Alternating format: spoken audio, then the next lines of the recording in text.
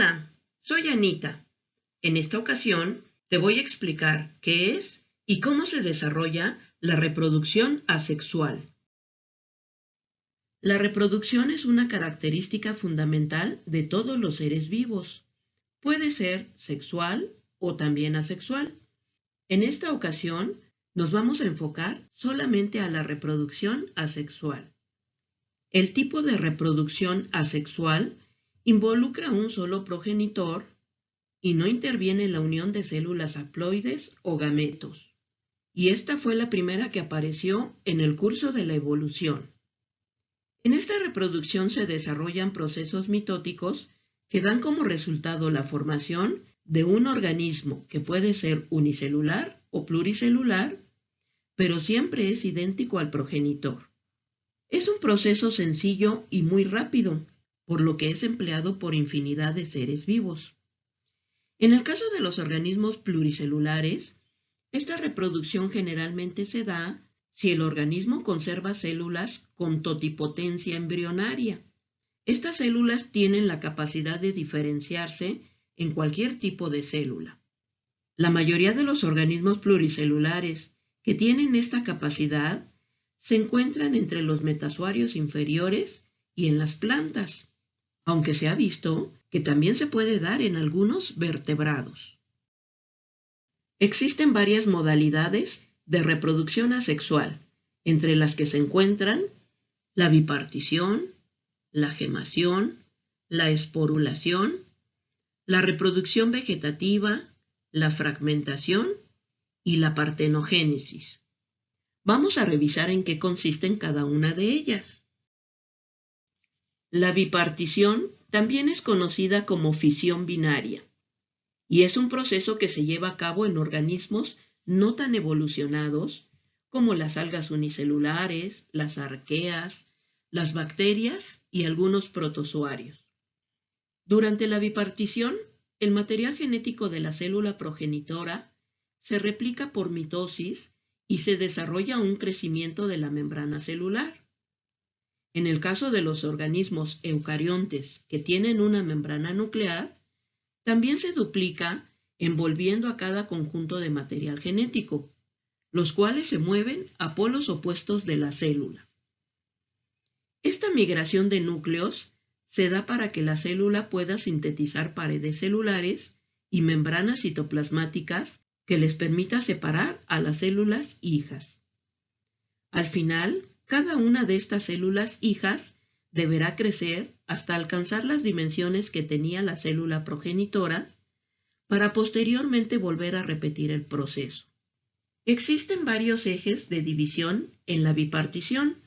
Por ejemplo, en el caso de las euglenas, el eje es longitudinal, donde los flagelos y los organelos también se duplican para dar como resultado a dos organismos idénticos.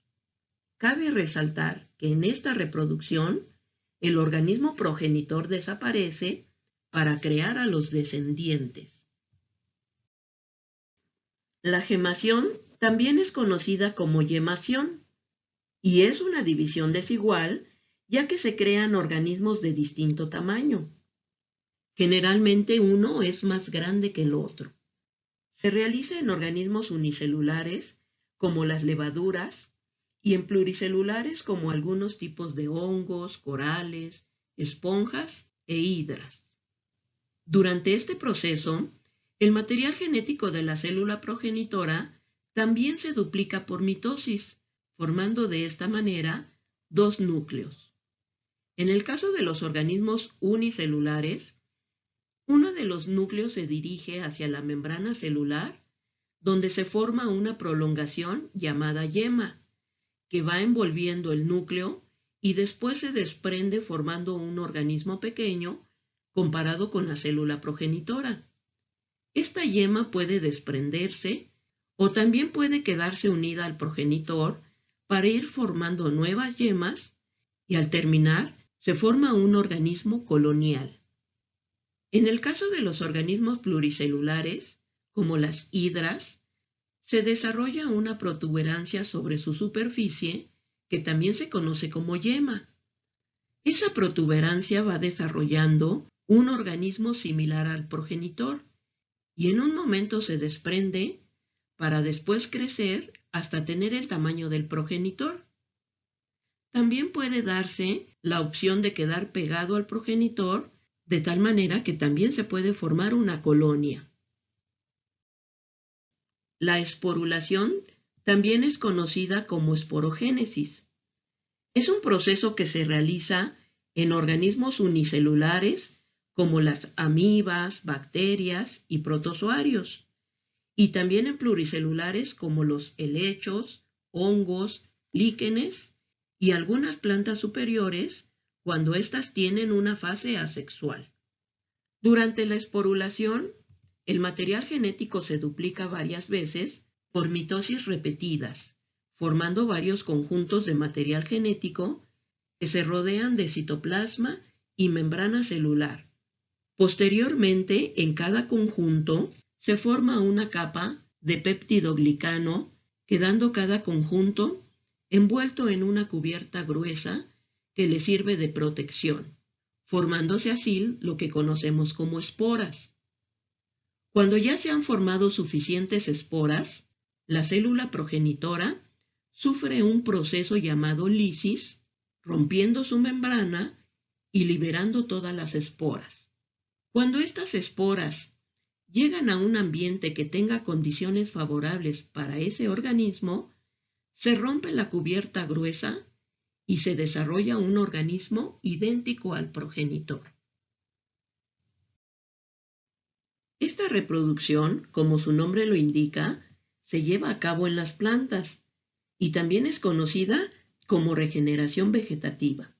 Se refiere al desarrollo de una planta a partir de una célula, un tejido, un órgano o un segmento de una planta. Esta regeneración se da ya que muchas células de los tejidos diferenciados de las plantas conservan la totipotencialidad, teniendo la capacidad de formar un organismo idéntico al progenitor.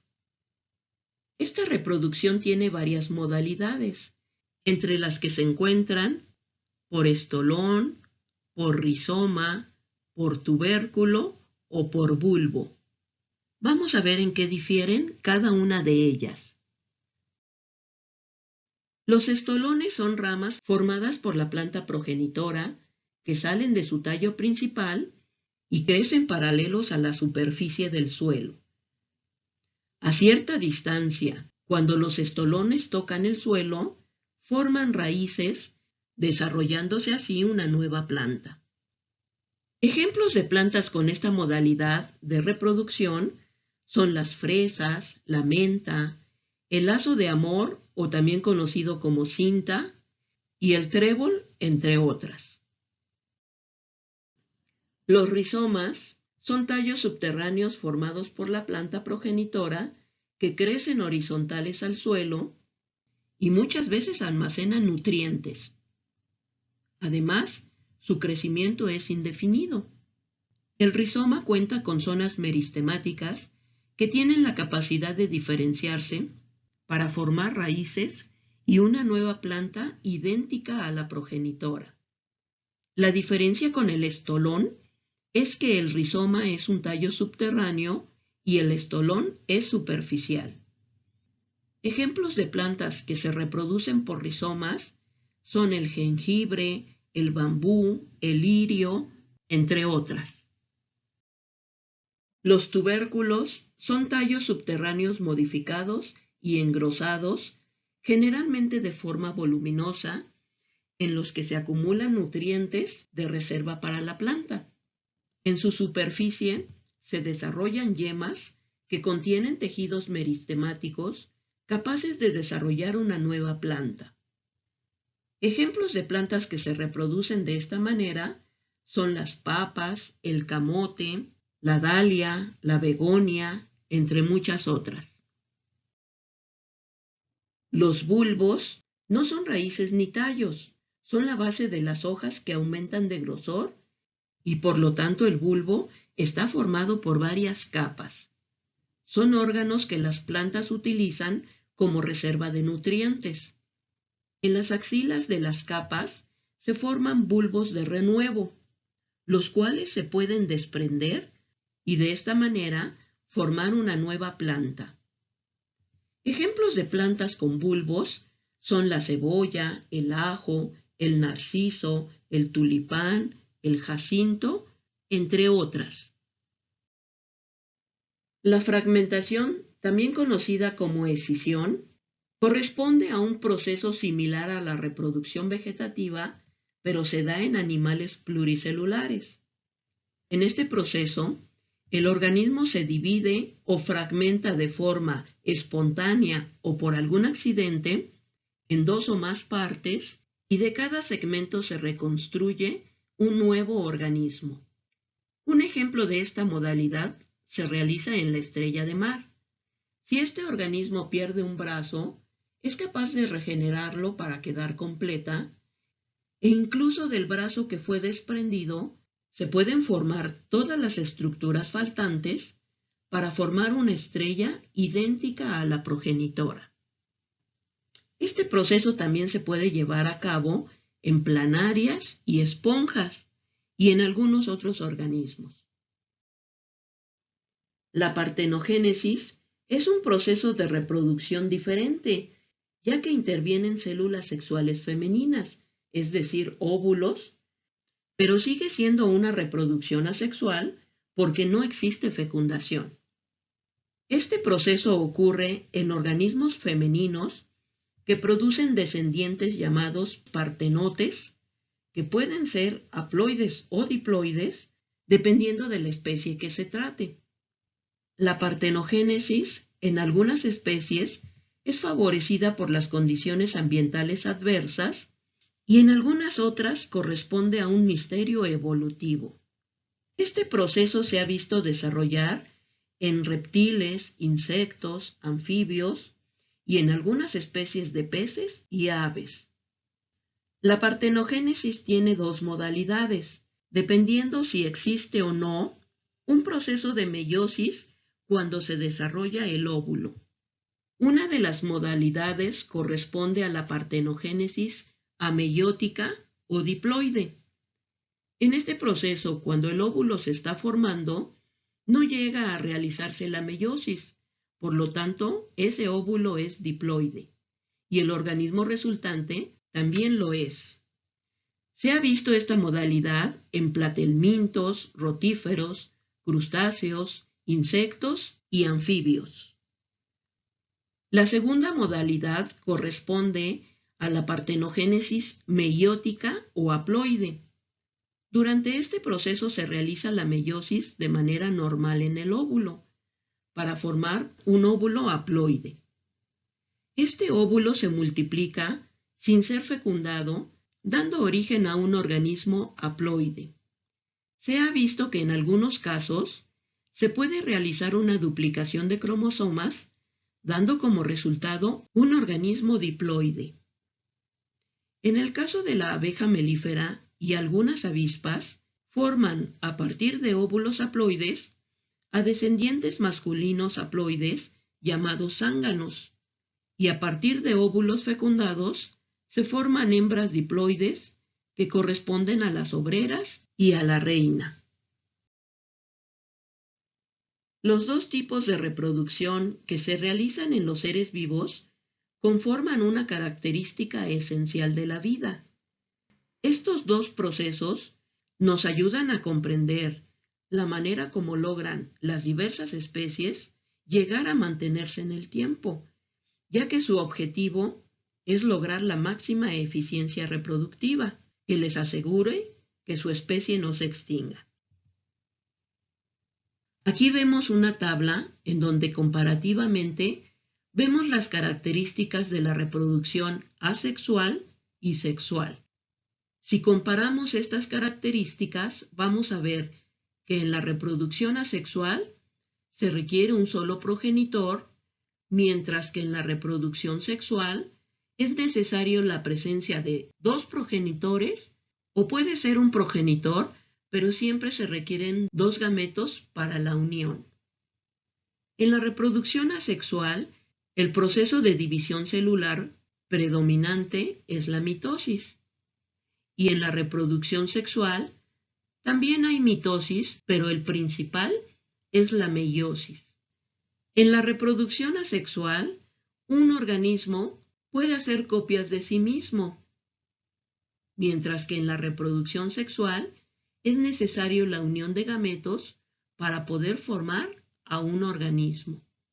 La descendencia que forman los organismos asexuales es idéntica al progenitor, mientras que en los organismos sexuales la descendencia es distinta al progenitor. El proceso de reproducción asexual es utilizado por infinidad de organismos unicelulares y algunos organismos pluricelulares como plantas, hongos y algunos animales. El proceso sexual es muy común en muchos organismos, tanto unicelulares como pluricelulares. El proceso de reproducción asexual es muy rápido y no tan complejo, y puede ocurrir en cualquier momento, mientras que el proceso sexual requiere más tiempo y energía, ya sea para formar células sexuales o para desarrollar a los descendientes. Una característica importante de la reproducción asexual es que casi no hay variabilidad genética. La única forma de adquirir variabilidad genética es mediante las mutaciones. Por lo tanto, el proceso de evolución es casi nulo. En el caso de la reproducción sexual, al requerir la unión de gametos, esto proporciona variabilidad genética que les permite adaptarse y por lo tanto poder evolucionar. Algunas veces pensamos que la reproducción sexual es mejor que la asexual, y no es así, ya que si lo fuera, veríamos a todos los organismos reproduciéndose de esta manera, y no existiría la reproducción asexual. Por lo tanto, cada tipo de reproducción proporciona alguna ventaja evolutiva. Vamos a dejar hasta aquí el tema, y espero que te haya servido toda esta información. Te invito a ver los demás videos de mi canal y también te puedes suscribir a él. Nos vemos en la próxima. Muchas gracias.